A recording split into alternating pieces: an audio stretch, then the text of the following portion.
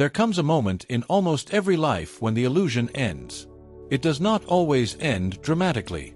Sometimes there is no single betrayal, no funeral, no collapse, no visible disaster. Sometimes the illusion simply fades. Quietly, slowly, like a light leaving a room so gradually that you do not notice the darkness until you can no longer see clearly.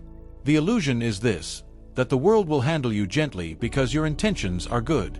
That life will spare you because your heart is sincere. That if you are kind enough, patient enough, loyal enough, careful enough, then somehow reality will return the favor. But reality does not make such promises.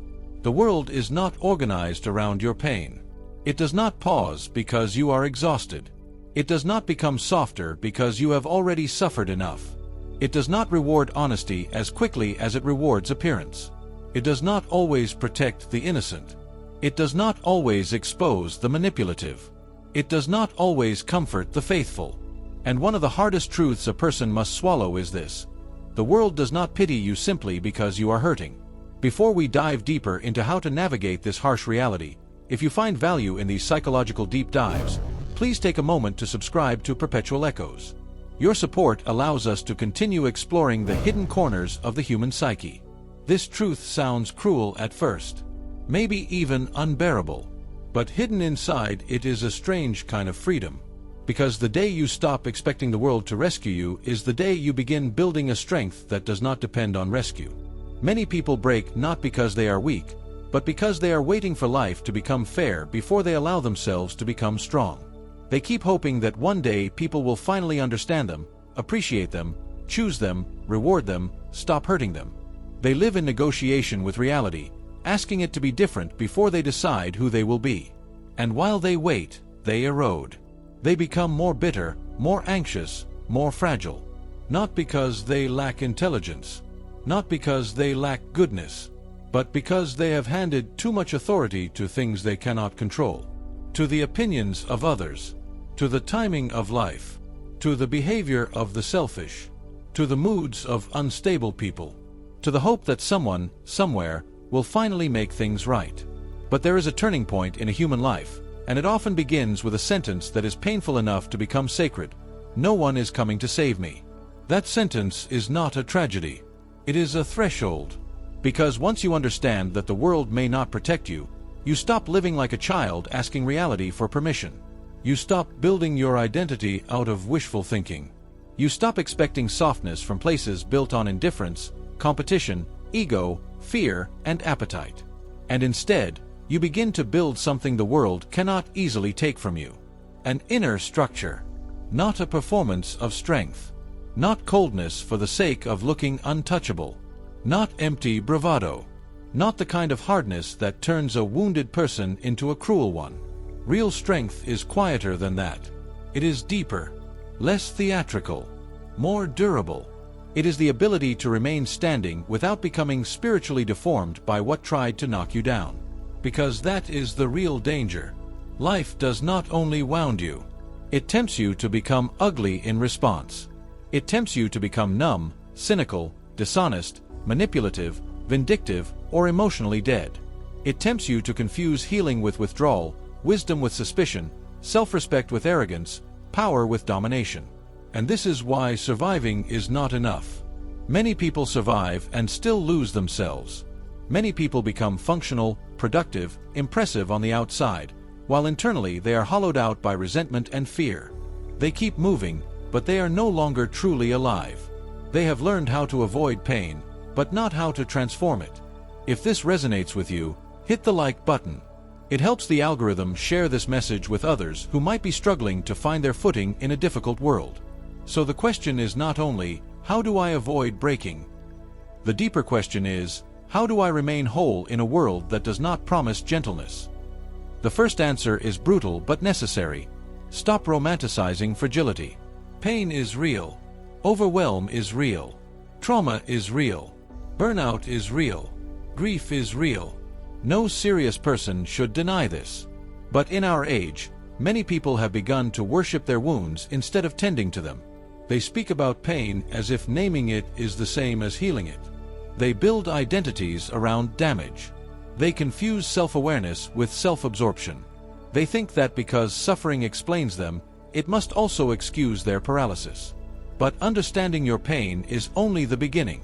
If you stop there, your pain becomes a home. And homes are dangerous when they are built inside your suffering. The wound may not be your fault, but the responsibility to work with it, to carry it differently, to prevent it from ruling your life, that responsibility eventually becomes yours.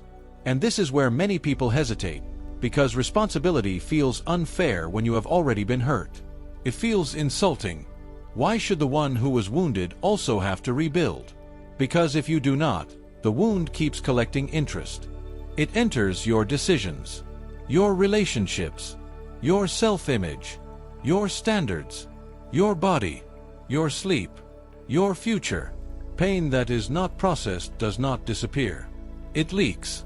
It shapes the tone of your voice, the people you trust, the chances you avoid, the love you sabotage, the disrespect you tolerate, the lies you tell yourself, the life you settle for. So if the world will not pity you, then you must become someone who can hold pain without turning it into destiny. That begins with emotional discipline, not suppression. Discipline. There is a difference. Suppression says, I feel nothing. Discipline says, I feel it fully, but I choose what I do next. A person without emotional discipline becomes the servant of every passing internal storm. One bad day becomes a ruined week. One insult becomes a collapse. One disappointment becomes a verdict on life. One rejection becomes proof of worthlessness. This is how fragile minds are built, not through pain alone, but through the habit of treating every emotion as a prophecy.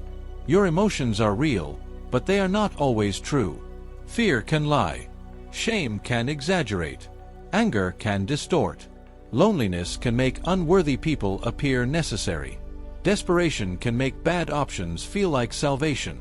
Exhaustion can turn temporary darkness into permanent conclusions. If you do not learn how to sit in discomfort without obeying it, the world will train you through suffering anyway. Better to begin voluntarily. Learn to stay with the feeling without becoming the feeling. Learn to pause before reacting.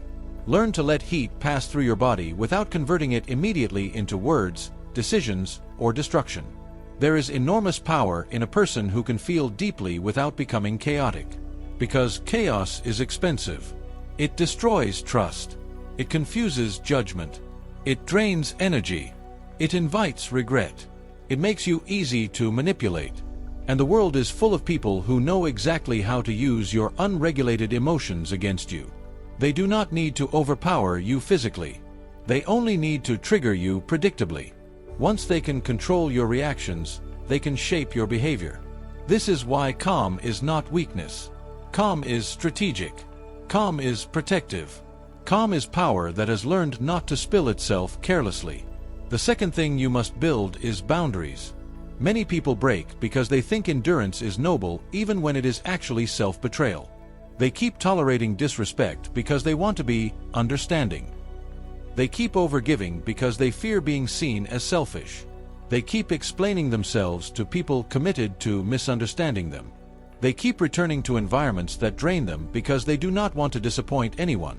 But every time you ignore your own limits to preserve someone else's comfort, you teach your nervous system that your needs are negotiable and other people's demands are sacred. That is not kindness. That is surrender. A boundary is not cruelty. It is clarity.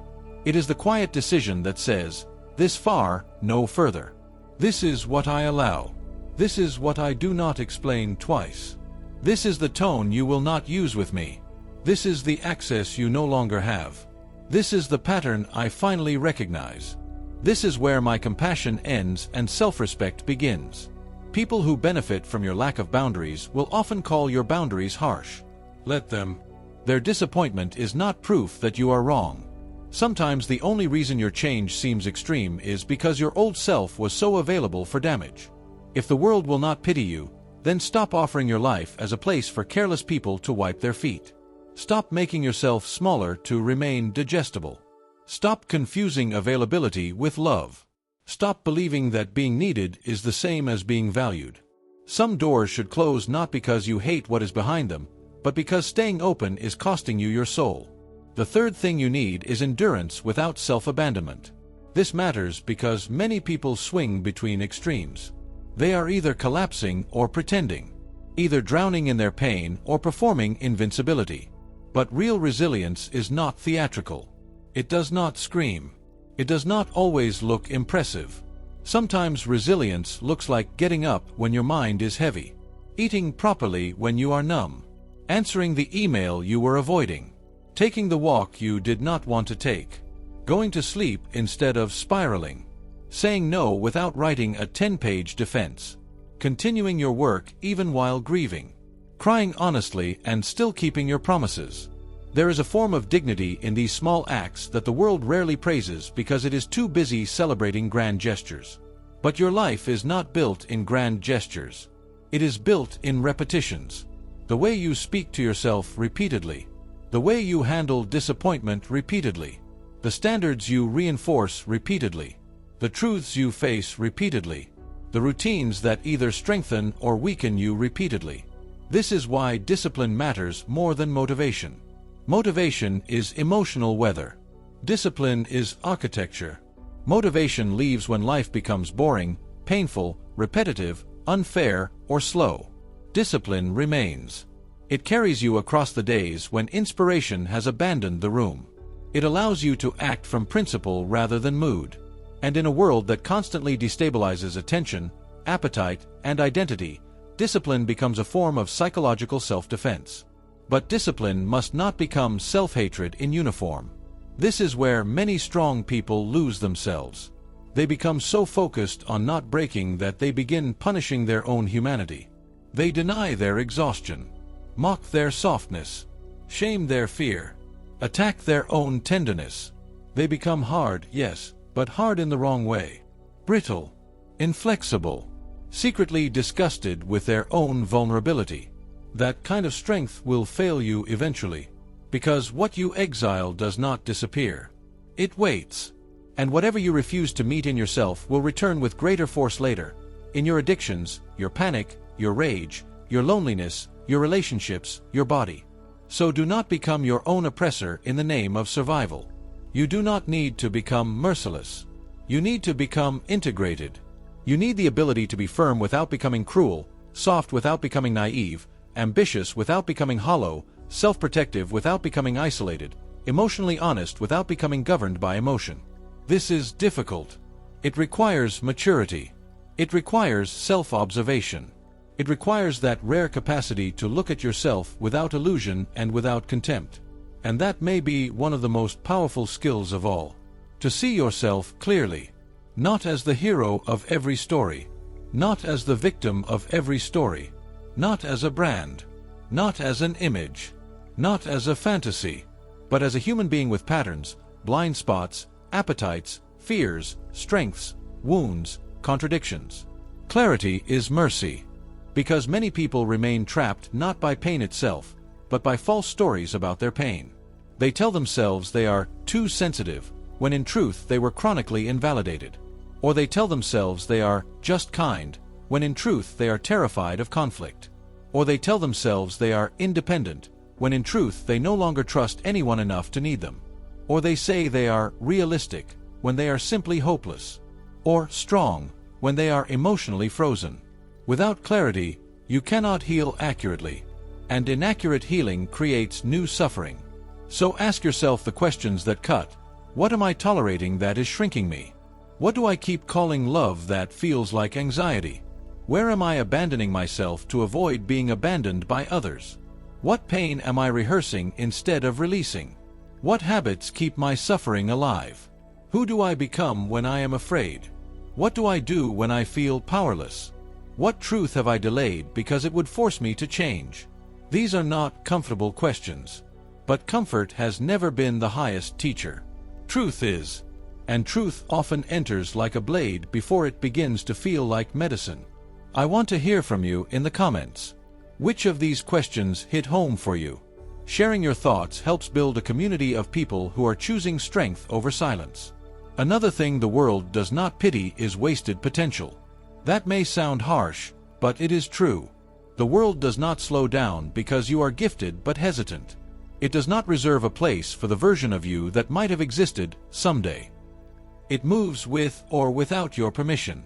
And if you keep postponing your life until you feel more confident, more healed, more certain, more ready, you may wake up one day inside a life designed by avoidance. Courage is not the absence of fear. It is the decision that fear will not be given executive authority. You will be afraid. Do it anyway. You will doubt yourself. Move anyway. You will feel behind. Build anyway. You will feel foolish. Speak anyway. You will feel unready. Begin anyway.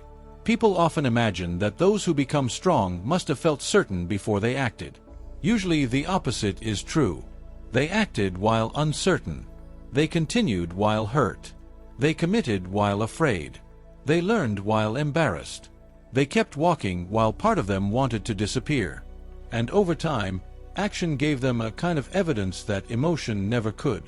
This matters because the mind believes patterns more than promises. Every time you keep a promise to yourself, even a small one, you are teaching your mind something profound. I can be trusted by me. That trust is priceless. If you do not trust yourself, the world becomes much more dangerous. Every decision feels unstable. Every challenge feels larger. Every conflict feels threatening. But when you begin to trust that you can face discomfort, survive uncertainty, and recover from setbacks, the world may still be hard, but it no longer feels like an impossible force. You stop begging life to become easier and start becoming more capable. And capability changes everything. Capability is not just money, status, or skill, though those things matter. Psychological capability matters just as much. The ability to regulate yourself, to think under pressure, to delay gratification, to leave what harms you, to communicate clearly, to make decisions without endless paralysis, to recover from shame, to be alone without collapsing, to build routines that protect your future self, to tell the truth even when it costs you approval. The world may not pity you, but it does respond to what you become able to carry. Not always immediately, not always fairly, but over time, reality bends more easily around people who can bear weight without folding. Still, there is one more danger you must understand. Hardship can make you addicted to hardness. Some people become so identified with struggle that they no longer know how to receive peace. They distrust calm. They sabotage good things. They choose difficult people because ease feels unreal. They overwork because stillness makes buried grief rise to the surface. They keep recreating intensity because intensity feels familiar, and familiarity is often mistaken for safety. But a life of constant survival is not the same as a life. If you have lived in psychological war for a long time, gentleness may feel foreign. But that does not make it false. You are allowed to rest. You are allowed to heal. You are allowed to stop proving that you can suffer. You are allowed to build a life that does not constantly test your pain tolerance. Strength is not only the ability to endure. It is also the ability to stop living as if endurance is the only virtue. Sometimes the strongest thing you can do is receive. Receive help. Receive love. Receive quiet. Receive slowness. Receive joy without immediately searching for the hidden threat behind it. This can be difficult for those who were taught that vigilance is survival. But hypervigilance is not wisdom. It is exhaustion wearing armor. There is a deeper kind of security, and it does not come from controlling everything. It comes from knowing that if things fall apart, you will not abandon yourself in the ruins. That is the heart of resilience. Not the fantasy that nothing bad will happen. Not the arrogance that you are untouchable. But the calm conviction that whatever comes, you will meet it honestly, intelligently, and with your center intact. And yes, there will still be days when you feel tired beyond language. Days when your faith in yourself trembles. Days when old wounds reopen. Days when loneliness sharpens every thought. Days when the weight of being alive feels strangely personal, as if existence itself has turned its face away from you. On those days, remember this: your life is not measured by the absence of collapse, but by the number of times you return to yourself after it. You are not disqualified because you struggled. You are not ruined because you broke once. You are not weak because you cried. You are not failing because healing is slower than your impatience. Breaking is not always the end. Sometimes it is the exposure of what was never built strongly enough in the first place. Sometimes collapse is the nervous system's final refusal to keep carrying what the soul can no longer tolerate. Sometimes the breakdown is not your destruction, but your unmasking. And if that is where you are, if something in you has cracked, if the old way no longer works, if the mask is too heavy to wear, then do not waste this pain by trying to return to who you were before. Build differently. Build slower. Build cleaner. Build around truth. Build around self-respect. Build around what is sustainable rather than what is impressive. Build around rhythms your body can survive. Build around values that do not evaporate under pressure. Build around work that means something.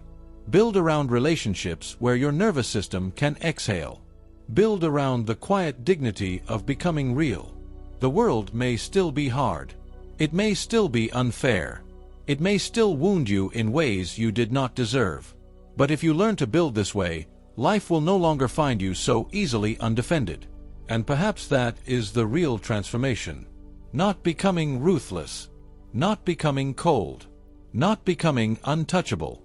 But becoming rooted. A rooted person can bend without surrendering their center.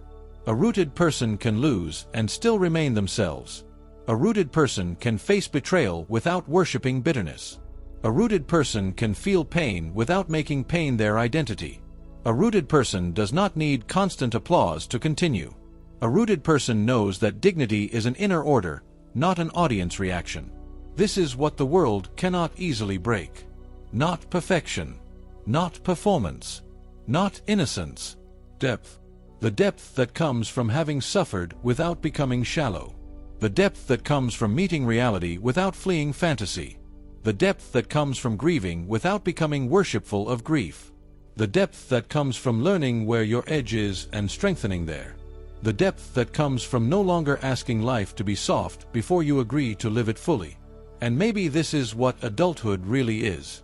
Not age. Not status. Not appearances. But the moment you stop asking whether the world will be kind enough to spare you, and start asking whether you are honest enough, disciplined enough, clear enough, and brave enough to meet it as it is. Because the truth is, life will test you. People will disappoint you. Some will use your trust as a ladder.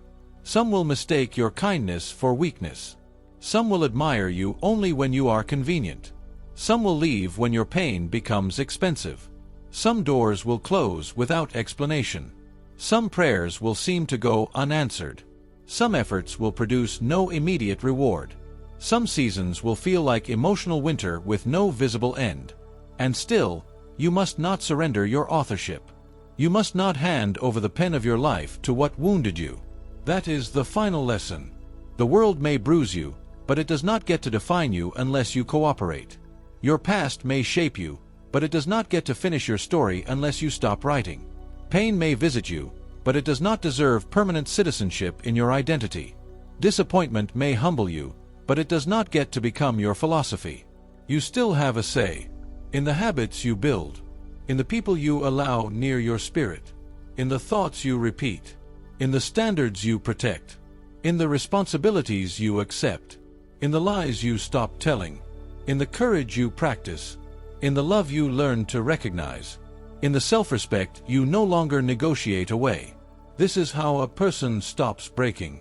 Not by becoming invulnerable, but by becoming aligned. Aligned with truth over illusion. Aligned with discipline over chaos. Aligned with boundaries over self-erasure. Aligned with courage over avoidance. Aligned with self-respect over approval.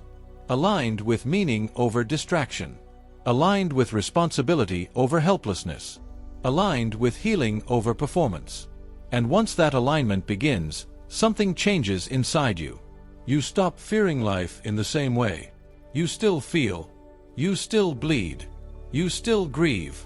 You still get tired.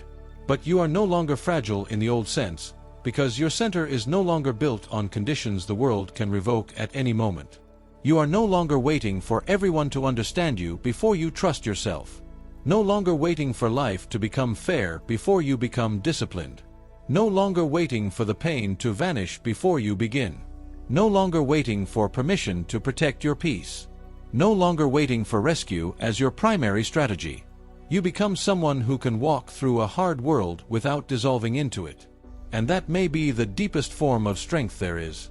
So if life has been rough with you, if people have misread you, if reality has stripped you of your illusions, do not let that be only a source of sorrow. Let it also become initiation. Let it teach you what is weakly built. Let it reveal what must be released. Let it force you to choose what kind of person you will become. Let it push you away from fantasies of being saved and toward the hard-earned peace of becoming solid. The world may not pity you. Then become someone who does not need pity to rise. Become someone who can carry pain without kneeling before it. Someone who can suffer without dramatizing suffering into identity. Someone who can love without self-abandonment. Someone who can stand alone without becoming emotionally barren. Someone who can say no without guilt. Someone who can begin again without shame. Someone who can lose and still remain honorable. Someone who can be wounded and still refuse ugliness. Someone who can move through darkness without building a home there. Because in the end, that is the choice hidden inside every hardship. Will this world make you smaller? Or will it make you deeper? Will pain become your prison? Or your training? Will disappointment turn you bitter? Or discerning? Will loss erase you? Or clarify you? The world will not answer those questions for you.